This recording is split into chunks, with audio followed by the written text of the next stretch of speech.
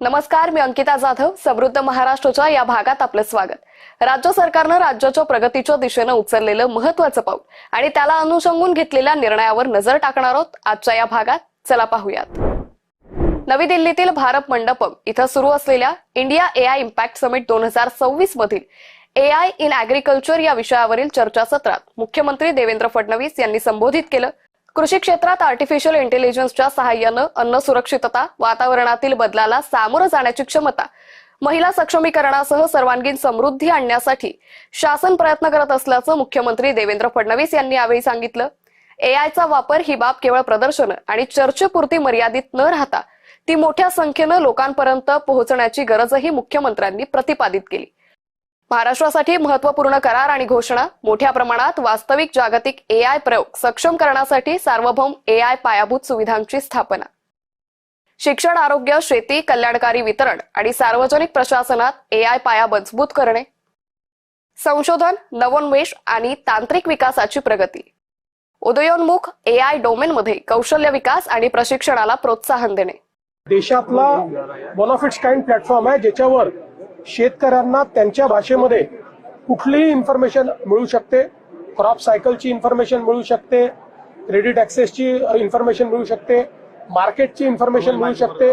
ते सगळ्यांची कनेक्ट होऊ शकतात, सगळ्या स्कीम्स ट्रान्सपरंटली मिळू शकतात. ऍग्री स्टॅक आणि महाविस्तार हा जो काही एक प्लॅटफॉर्म आपण तयार केलेला आहे, यामुळे शेतीच्या क्षेत्रामध्ये खूप मोठं परिवर्तन होणार आहे. 2026 हे वर्ष भारत युरोप संबंधांसाठी निर्णायक ठरणार आहे.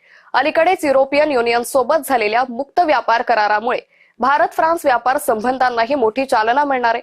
नुकतेच फ्रान्सचे राष्ट्राध्यक्ष इमॅन्युएल मॅक्रॉन 3 दिवसाच्या भारताच्या दौऱ्यावर होते. त्यांच्या भारत दौऱ्याची सुरुवात ही मुंबईतून झाली.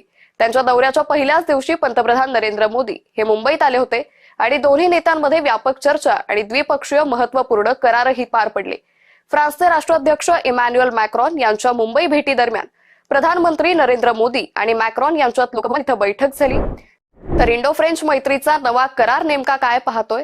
विशेष जागतिक सामरिक भागीदारीची घोषणा, Indo French centre for AI in हेल्थची स्थापना, फ्रान्सकडून 114 राफेल विमानांच्या खरेदी प्रक्रियेला गती, फ्रान्सच्या सफ्रान कंपनीसोबत हॅमर क्षेपणास्त्रांच्या उत्पादनासाठी करार, एअरबेस टाटा समूहाच्या सहकार्यानं हेलिकॉप्टर निर्मिती प्रकल्पाचं उद्घाटन, संरक्षण सहकार्याचा करार 10 वर्षांसाठी वाढवला, संरक्षण आणि तंत्रज्ञानासाठी महत्वाकांक्षी 2047 रोड मॅपवर स्वाक्षऱ्या.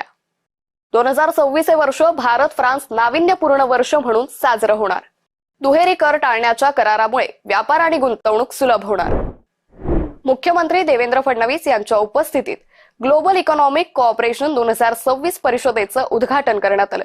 जागतिकीकरणाच्या नव्या टप्प्यात विश्वासार्ह जागतिकीकरण ही संकल्पना पुढे येत असून महाराष्ट्राचं धोरणात्मक महत्त्व अधोरेखित होतंय. महाराष्ट्र भारताच्या जीडीपी मध्ये 14 ते 15% योगदान देतोय. परकीय गुंतवणुकीत महाराष्ट्र आघाडीवर आहे. देशाच्या औद्योगिक उत्पादनात 20% वाटा आणि पश्चिमेकडील बंदरांमधून 60%हून अधिक कंटेनर वाहतूक महाराष्ट्रातून होते. मुंबई येत्या काळात जागतिक भांडवलाचं प्रवेशद्वार ठरणार आहे. मुंबई आणि महाराष्ट्र जागतिक आर्थिक स्थैर्य घडवण्यात महत्वाची भूमिका बजावेल. बहुध्रुवीय जगात विश्वासार्ह भागीदारीच यशस्वी ठरेल असा विश्वास मुख्यमंत्री देवेंद्र फडणवीसांनी व्यक्त केलाय. हवामान बदलाच्या पार्श्वभूमीवर शहरीकरणाच्या वाढत्या आव्हानांना तोंड देण्यासाठी देशातील पहिला मुंबई क्लायमेट वीक उपक्रम पार पडला. 17 ते 19 फेब्रुवारी दरम्यान जिओ वर्ल्ड कल्चरल सेंटर इथं या क्लायमेट वीकसाठी जगभरातील 30हून अधिक देशांचे प्रतिनिधी, धोरणकर्ते, उद्योजक आणि तज्ज्ञ एकत्र आले होते. हवामान बदलाच्या वाढत्या आव्हानांना उत्तर देण्यासाठी मोठ्या प्रमाणावर कृती आवश्यक असून मुंबई क्लायमेट वीक हा त्यासाठी महत्वाचा टप्पा ठरणार आहे.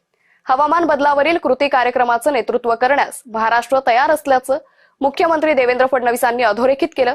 हवामान कृती ही केवळ पर्यावरणीय जबाबदारी नसून भविष्यातील आर्थिक स्पर्धात्मकतेची किल्ली असल्याचंही मुख्यमंत्री फडणवीसांनी उद्घाटनपर भाषणातून स्पष्ट केलंय.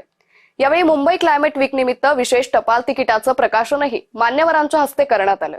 हम जानते हैं कि प्रधानमंत्री जी का एक बहुत बड़ा प्रायोरिटी का एरिया एक क्लाइमेट एक्शन है जो भारत में हम लोगों ने ऑलरेडी लिया हुआ है.